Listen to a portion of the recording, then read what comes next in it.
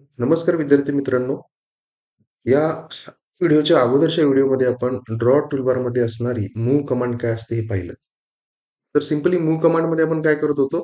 Object हा suppose हा circle या रेक्टँगलच्या आत आहे. तो आपण मूव्ह करत होतो एका लोकेशनहून दुसऱ्या लोकेशनला. आता ते आपण मूव्ह कमांडचा यूज करून सुद्धा करू शकतो किंवा सिंपली मी मूव्ह कमांडवरती क्लिक केलं, हा ऑब्जेक्ट सिलेक्ट केला आणि मी हा ऑब्जेक्ट असा ड्रॅग करू शकतो. कोणत्याही लोकेशनला मी काय करू शकतो त्याला प्लेस करू शकतो. ओके. तर एकतर आपण मूव्ह कमांड सिलेक्ट केल्यानंतर तिथं जे मेसेजेस डिस्प्ले होतात ते फॉलो करून सुद्धा करू शकतो किंवा सिंपली हा ऑब्जेक्ट आपण कोणत्याही लोकेशनला ड्रॅग करून आपण त्याला मूव्ह करू शकतो. सो हे झालं मूव्ह कमांडच्या बाबतीत. आता नेक्स्ट कमांड आहे ती म्हणजे कॉपी कमांड.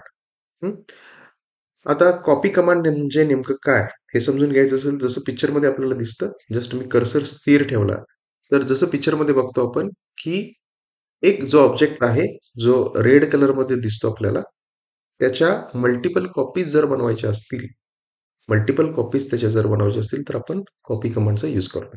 हं? कसा करतो? आता मी कॉपी कमांड सिलेक्ट केल्यानंतर पहिला ऑप्शन येतो कॉपी सिलेक्ट ऑब्जेक्ट्स. कोणता ऑब्जेक्ट तुम्हाला कॉपी करायचा आहे? हा ऑब्जेक्ट कॉपी करायचा आहे का हा ऑब्जेक्ट कॉपी करायचा आहे? सपोज मी हा आतलं सर्कल्स घेतलं पुन्हा. ऑब्जेक्ट सिलेक्ट केल्यानंतर तुम्हाला एंटर प्रेस करावं लागेल. एंटर प्रेस केलं. आता पुन्हा विचारतं ते कॉपी स्पेसिफाय बेस पॉइंट. म्हणजे कॉपी जी तुम्हाला क्रिएट करायची आहे, ती क्रिएट करण्यासाठी मला एक बेस पॉइंट किंवा एक रेफरन्स पॉइंट सांगा. रेफरन्स पॉइंट म्हणजे तुम्हाला हा सर्कलचा सेंटर हा रेफरन्स पॉइंट हवा आहे का रेक्टँगल ते हे कॉर्नर्स हे तुम्हाला रेफरन्स पॉइंट हवे आहेत ते मेन्शन करा. सपोज मी हा सेंटर सर्कलचा हाच रेफरन्स पॉइंट दिला. तो दिल्यानंतर पुन्हा त्या कॉपीचं जी कॉपी होणार आहे ऑब्जेक्ट त्याच्यासाठी आपल्याला डिस्टन्स आणि अँगल मेन्शन करावं लागेल.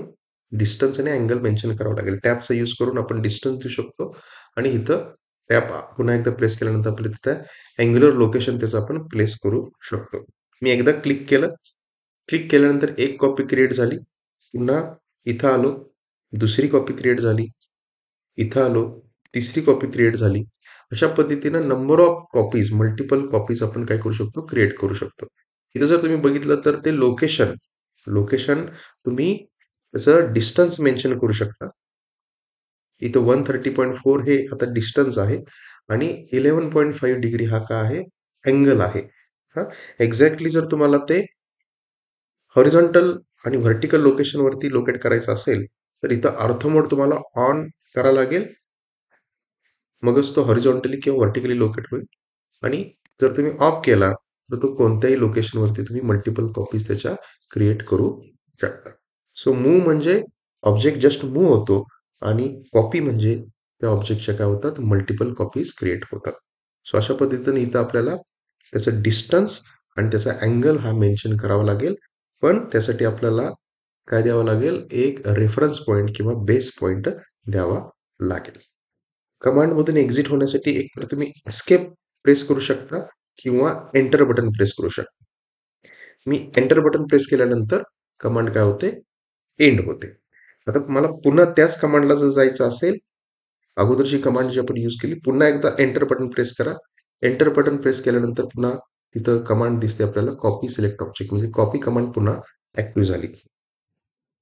आता त्यातून एस्केपचं बटन दाबलं तुम्ही की त्या कमांडमधून तुम्ही ती कमांड एंड होईल आणि पुन्हा एंटर बटन दाबलं तर तुम्ही अगोदर जी कमांड यूज केली, ही कमांड पुन्हा ॲक्टिव्हेट होईल.